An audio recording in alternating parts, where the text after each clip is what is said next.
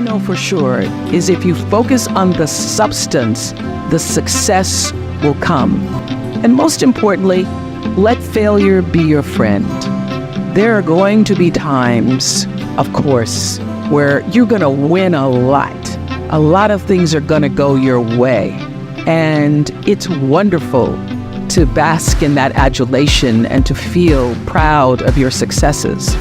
But it's the times when things go wrong, when you fall or fail, that you're actually going to learn the most about yourself.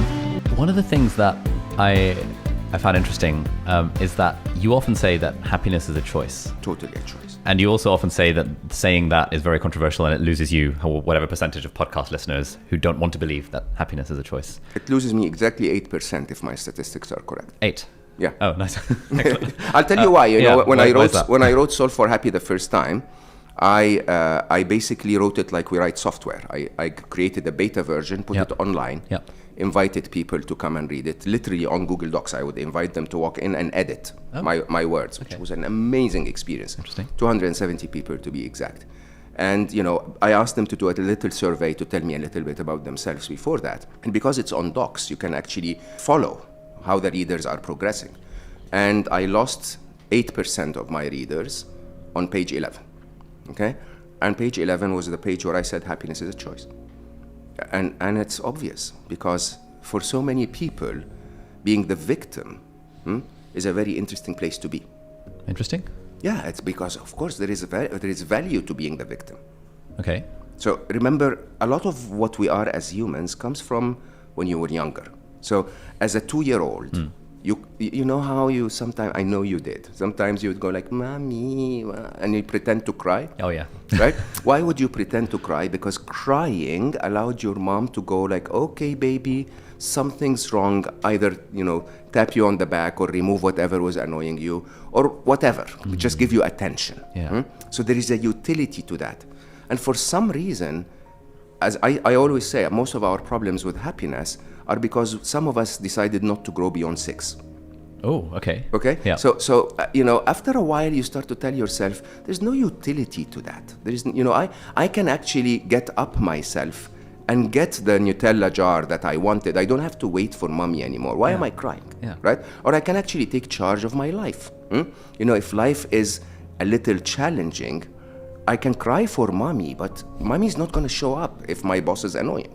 And when you're stuck in that space, for some of us, there is a utility of, I'm the victim, which means I have no responsibility for my unhappiness, okay? It's life. Life is treating me bad. No, life is treating everyone bad, occasionally, right?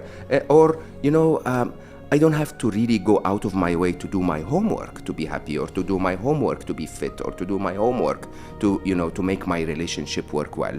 And there is an interesting comfort in that. It's like I'm, you know, I don't need to do anything about it because there is nothing to be done about it. It's the responsibility of life and not me. Yeah. But that's not true. Happiness is a choice. Because your experience of life is essentially determined by you and you alone, nobody else but you. If you understand this, that is the basis of sadhana.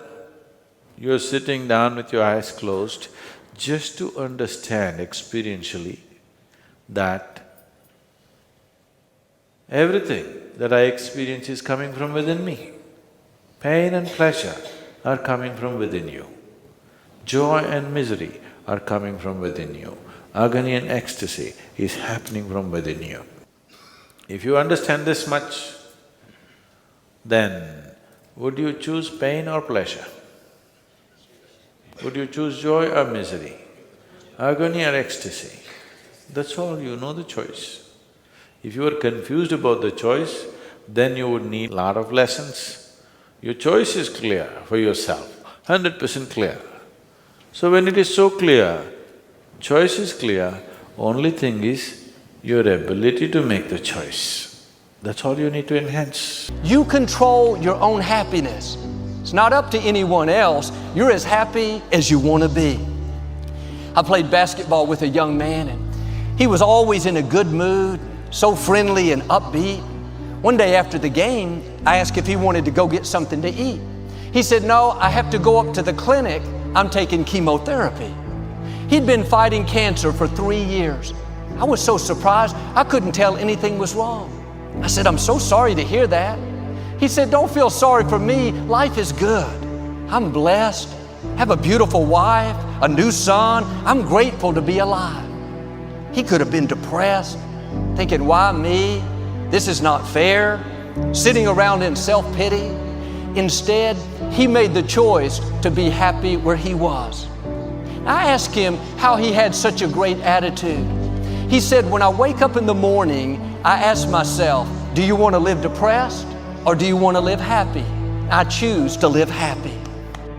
We can't get away from negative circumstances.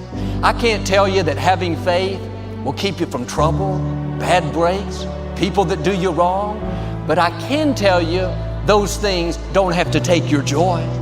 You're in control of your happiness. Now, happiness is not something you look for. That's what many people mistake. It's not something you look for. If you look for it, you're not going to find it. Happiness is something you create. Happiness is something you choose. The truth is, regardless of your circumstances, no matter what's going on in your life right now, no matter what's happening in your life, you are as happy as you choose to be. You are as happy as you choose to be. You can't blame anybody else for your unhappiness.